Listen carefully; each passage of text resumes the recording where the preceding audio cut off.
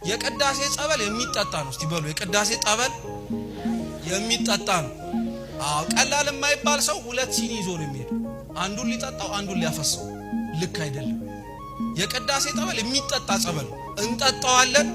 ሰውነታችን ላይ እንኳን ህመም ካለብን ፍትሐ ነገስታችን የሚያዘው ጠጥተነው የተረፈቿን ንጥብጣቢዋን ያመመን ክፍል ላይ ብቻ እንድንዳብሳት ነው ራሱ እንጂ ልክ እንደ ድህነት ጠበል ላያችን ላይ እንድናፈሰው አይደለም።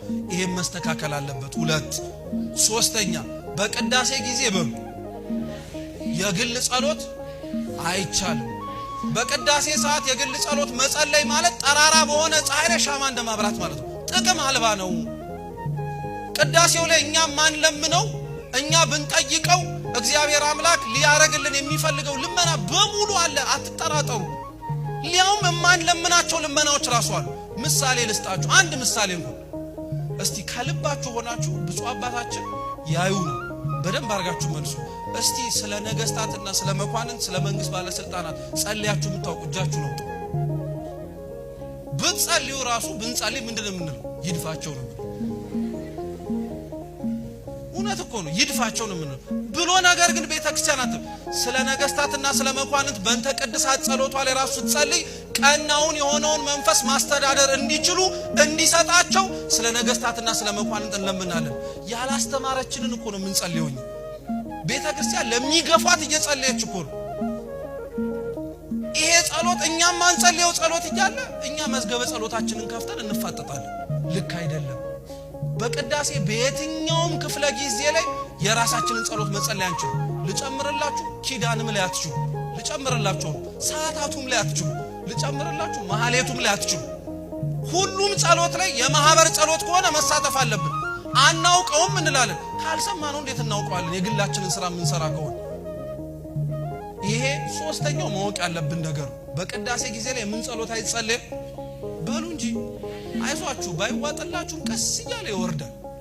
አይዟችሁ። ሶስተኛው የቅዳሴ ጸሎት ላይ የግል ጸሎት አይጸለይም። አራተኛው በስርዓተ ቅዳሴ ላይ መንቀሳቀስ አይቻልም። እየሰማችሁ ነው? አው ቀላል የማይባል ሰው በስርዓተ ቅዳሴ ላይ በጣም ይንቀሳቀሳልና አንዳንዶቻችን ለምንድነው ቁሙ ምናምን እንላለንና ለምንድነው የምትቆሙት ሲባል አይ በስርዓተ ቅዳሴ ላይ መላእክቱ እንደ ሻሽ ስለሚነጠፉ እነሱን እየረገጣቸው ስለምትሄዱ ነው ይባላል። ይሄ በመሰረቱ ልክ አይደለም። ለምን መሰላችሁ? መላእክት ረቂቃን ናቸው። መላእክትን ትረግጣላችሁ ማለት ነፋሱን እየረገጣችሁ ትሄዳላችሁ እንደማለት ነው። መላእክቱ እንደ ሻሽ ይነጠፋሉ የሚባለው ቤተ መቅደሱ ላይ ስለሚሰዋው ስለ አምላክ ስጋና ደም ክብር ብለው ራሳቸውን ዝቅ ያረጋሉ ለማለት ነው። በስርዓተ ቅዳሴው ላይ አትንቀሳቀሱ የሚባለው መመሪያ ይሄም ተመሳሳይ ግልጽ ነው። ገብቷችሁ?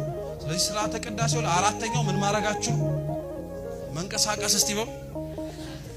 አምስተኛው ከብዙ በጥቂቱ ደግሞ በስርዓተ ቅዳሴው ላይ ማድረግ የማይፈቀድልን ነገር ቢኖር እትው በሰላም ሳይባል መሄድ አንችልም። እየሰማችሁ ነው?